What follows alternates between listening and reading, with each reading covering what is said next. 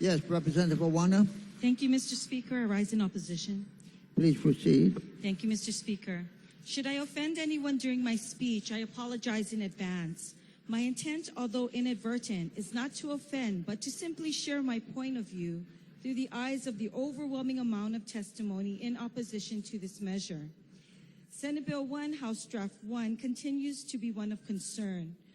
On page 1 of the bill, it states that the federal government does not recognize civil unions and same-sex couples will not be recognized by the federal law. Why are we having this conversation at the state level? This issue should be taken up at the federal level, Mr. Speaker. We provide rights to civil union couples and those with reciprocal benefits at the state level. Civil unions and reciprocal benefits was the great compromise just a few years ago in 2011.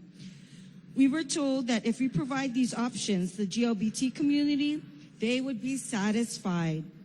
Have the people of Hawaii not done enough? We gave you your civil unions. We gave you your reciprocal benefits. We don't have signs that say straight people only. We don't have signs that say GLBT to the rear of the bus. And we don't have separate water fountains for GLBT individuals.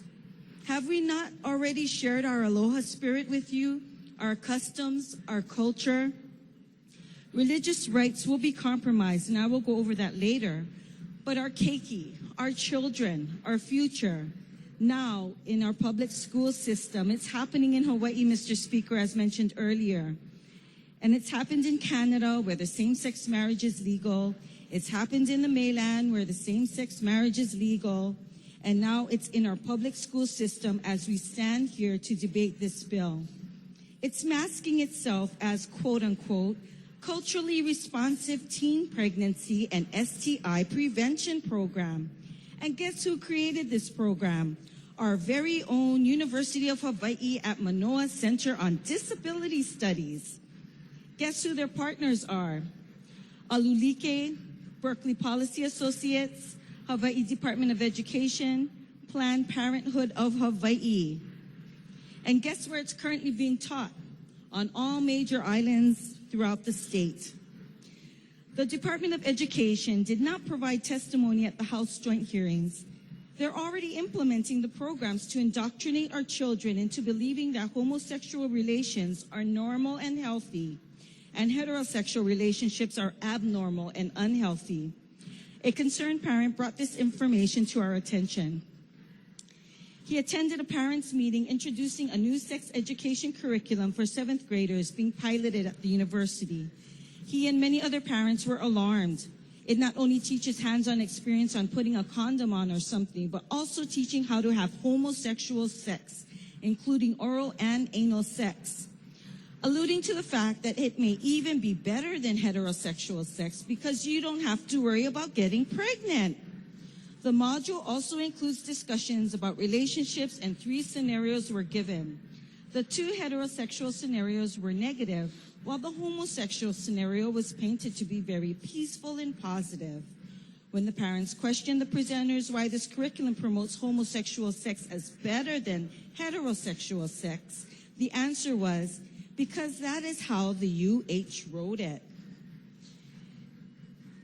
The department, let me see here. Another point, Mr. Speaker, many have made claims that same-sex marriage is a civil right. I believe the people of Hawaii compromised with the same-sex marriage issue back in 2011 when we passed the Civil Unions Bill. Testimony during that time, in order for the bill's passage, claimed that the GLBT community would stop at civil unions.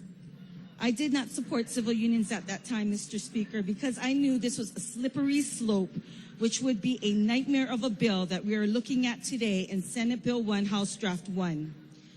An article by then doctoral student in financial economics, Adam Kolininsky from MIT, wrote the following, and I'll just read a few passages.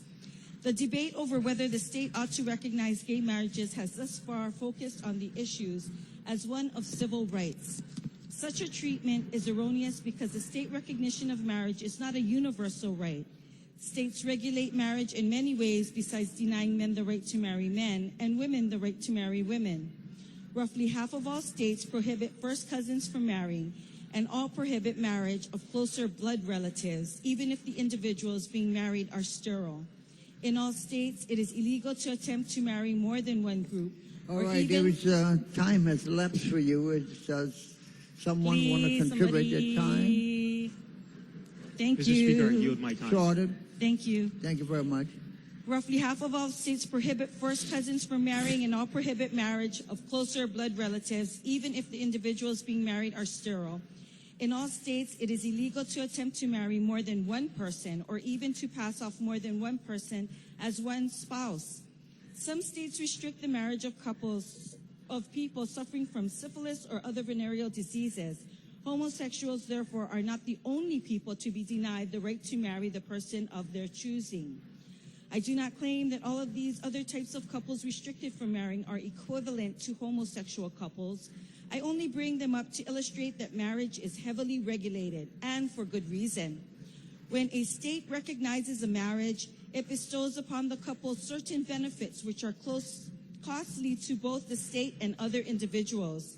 Collecting a deceased spouse Social Security, claiming an extra tax exemption for a spouse, and having the right to be covered under a spouse's health insurance policy are just a few examples of the costly benefits associated with marriage.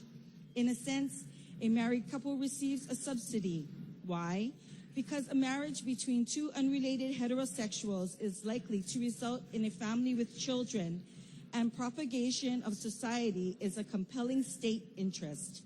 For this reason, states have, in varying degrees, restricted from marriage couples unlikely to produce children.